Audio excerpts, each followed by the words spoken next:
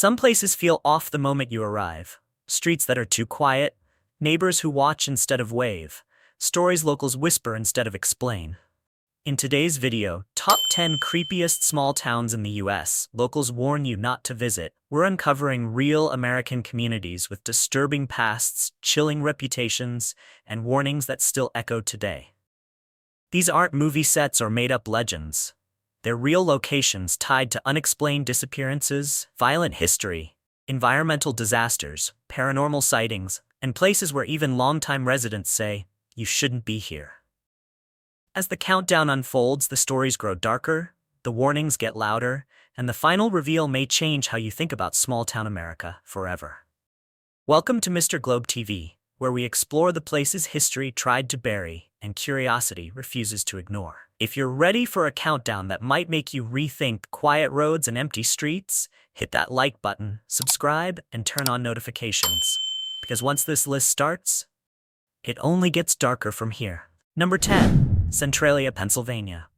Centralia doesn't look dangerous at first. Quiet streets, trees reclaiming pavement, a few lonely houses scattered like leftovers from another life. But beneath all that stillness is a fire that has been burning since 1962, and it has never gone out. Not for storms, not for decades, not for human effort. The flames live underground, moving through coal seams like a slow, unstoppable heartbeat. That fire changed everything. Toxic gases began seeping up through the soil, poisoning air and homes. Sinkholes opened without warning. Roads cracked apart as heat warped the ground from below. At one point, a child nearly vanished into a fiery collapse beneath his own backyard. After that, evacuation wasn't a suggestion anymore, it was survival. The government bought out nearly the entire town, house by house, family by family. Today, only a handful of residents remain, clinging to a place that technically shouldn't be livable. Most of the streets are gone now, ripped up, fenced off, or swallowed by vegetation. In some spots, steam still rises through broken pavement, like the town itself is quietly exhaling. It's the only place where fog doesn't mean weather, it means warning. Locals put it best: you don't smell danger here, you breathe it. And the terrifying truth is, this fire is projected to keep burning for another 200 to 250 years. The fire under this town will outlive everyone watching this video. Number 9. Slab City, California. Slab City isn't abandoned in the traditional sense. People live here. They just live here without the usual things that keep civilization stitched together. No running water, no electricity grid, no law enforcement, no official government services at all. What remains is a raw, sun-blasted pocket of desert where society runs on improvisation, rumor, and personal boundaries that change depending on who you meet. This strange settlement grew on the concrete slabs of a decommissioned military base, and over time it became home to runaways, survivalists, drifters, off-grid idealists, fugitives, and the occasional cult-like group that prefers secrecy to structure. Some people come to disappear. Others come because they genuinely believe this is freedom. Both groups tend to keep to themselves, and they notice outsiders immediately. Visitors often report the same unnerving pattern. You arrive, and within minutes, someone is already watching you.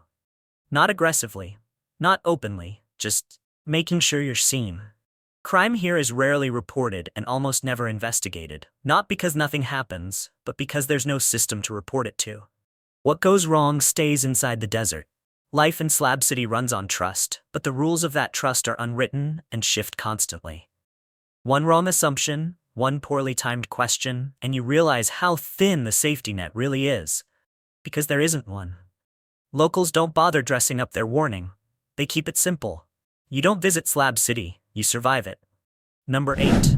Dudleytown. Dudleytown doesn't look like a ghost town anymore. It looks like a rumor swallowed by trees. Deep in a thick Connecticut forest, there are no buildings left at all. Just stone foundations half buried in moss, and a silence that feels carefully maintained. Yet its reputation is loud enough to keep people away without fences or signs. Stories say entire families were driven insane, one after another, as if despair were contagious in this place. Suicides, disappearances, sudden deaths.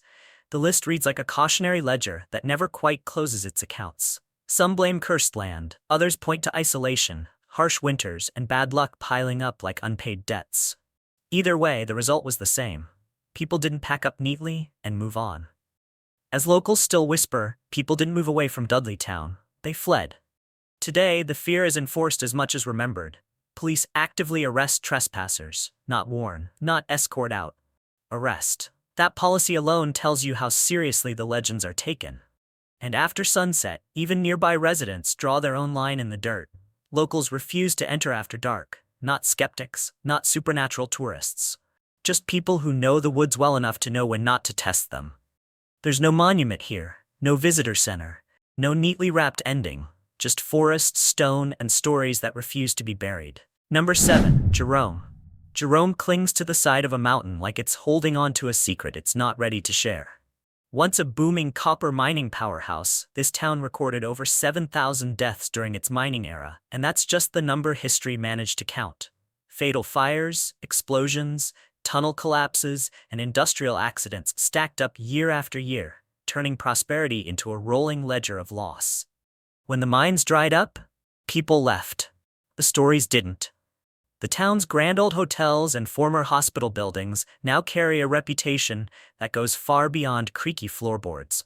Guests report footsteps in empty hallways, doors that answer themselves, and the unsettling feeling of being watched by someone who definitely didn't check in at the front desk.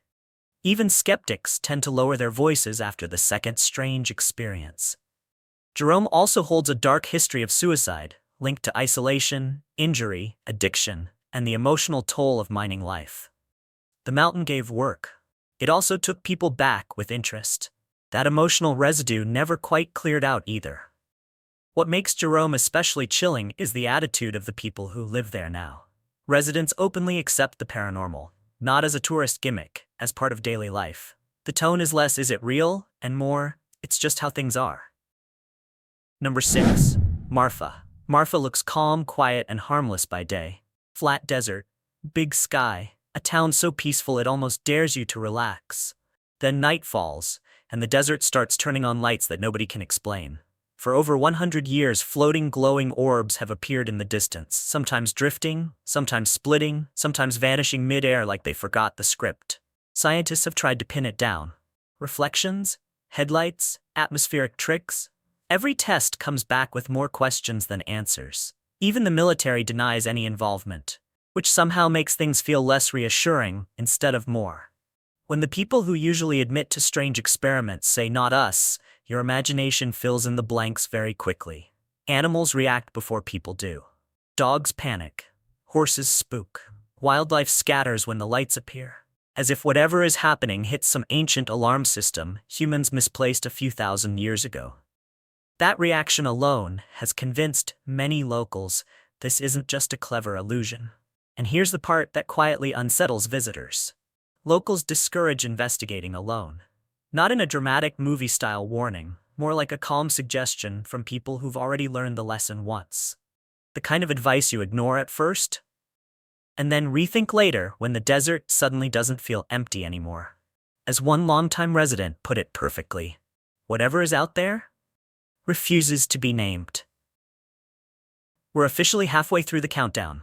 Thanks for watching so far. If this list is creeping you out in the best way, hit that like button. It really helps the channel grow.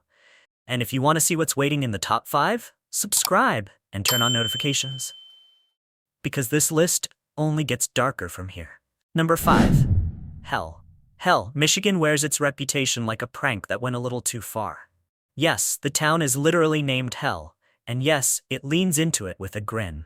You can get married in hell, buy souvenirs stamped from hell, and even hear locals joke about the temperature dropping to freezing in hell. On the surface, it all feels like dark humor wrapped in small-town novelty. But that's exactly where the creepiness sneaks in, because the identity doesn't always stay a joke.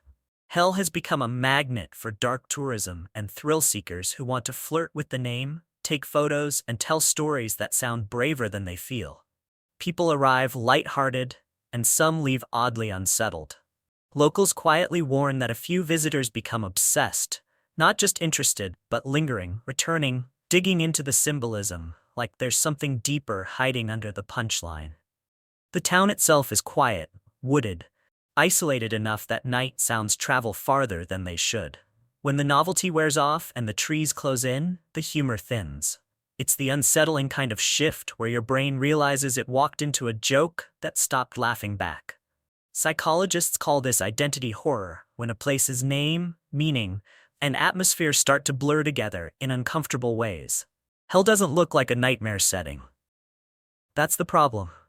It looks normal enough to let your guard down. Number 4. Lily Dale. Lily Dale doesn't bill itself as creepy. It presents as peaceful, leafy, and serenely spiritual. But the moment you realize the entire town is built around professional psychics, the mood shifts from quiet retreat to something is definitely watching back. This is the largest spiritualist community in the world, and nearly everyone here either practices mediumship or fully believes in it. In Lilydale, skepticism is not a social sport. Questioning psychic claims in public is treated less like healthy debate and more like bad manners at a dinner table.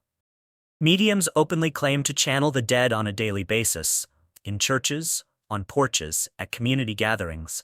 For believers, it's comforting. For outsiders, it can feel like being surrounded by people who are all tuned to a frequency you can't hear. Visitors often describe a strange psychological pressure in town. Not overt hostility, more like a subtle sense of being mentally read. As if casual conversations carry hidden meanings and polite smiles come with invisible subtext. You start wondering whether people are reacting to what you said or what they think you're thinking. Isolation adds to the effect. Lilydale is somewhat closed off, seasonal, and tightly self-contained. Outsiders come and go, belief stays. Locals put it simply, you won't leave thinking the same. Number 3. Point Pleasant. Point Pleasant is the kind of town where folklore didn't just grow old, it learned to predict the future. In the late 1960s, dozens of residents reported seeing a strange winged figure lurking near the outskirts of town. The stories stacked up fast, sharing the same unsettling details. Glowing red eyes, impossible speed, and a presence that felt more like a warning than a visitor. Then the Silver Bridge collapsed, killing 46 people in a sudden winter tragedy. The final sightings happened just before that disaster. And from that moment on, the town's reputation changed forever. The creature became less of a legend and more of an omen with a frightening track record. What truly unsettles locals isn't just that the sightings happened once. Reports continued years later, often just before other major disasters, both near and far.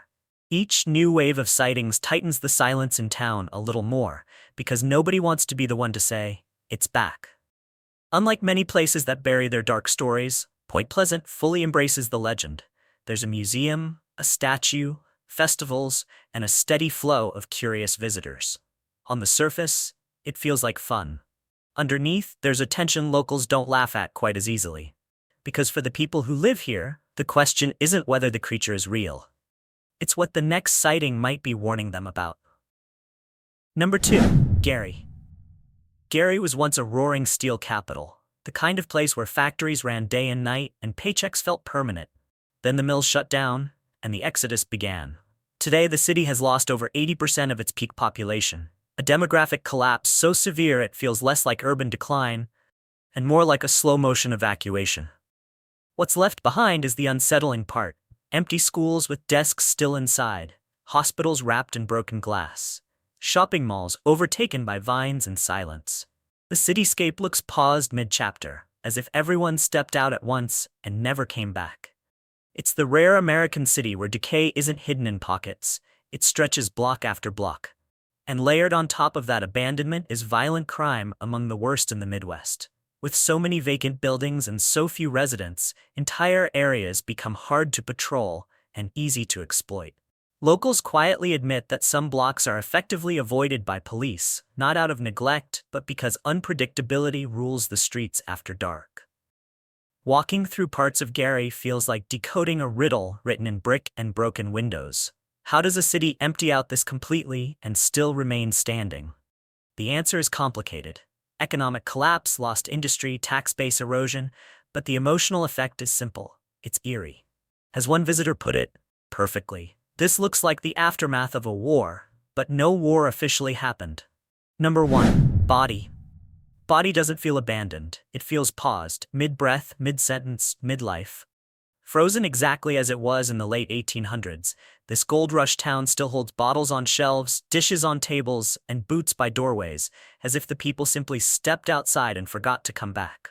During its violent boom years, hundreds died from shootings, disease, fires, and executions, earning Bodie a reputation that even time seems reluctant to erase.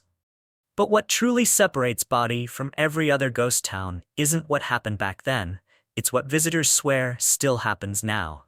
For decades, people who steal artifacts, a nail, a bottle, a stone, report a chilling pattern. Sudden illness, financial collapse, freak accidents, even death in the family. And over again, stolen items get mailed back with apology letters, written by people who insist their lives went off the rails the moment they took something.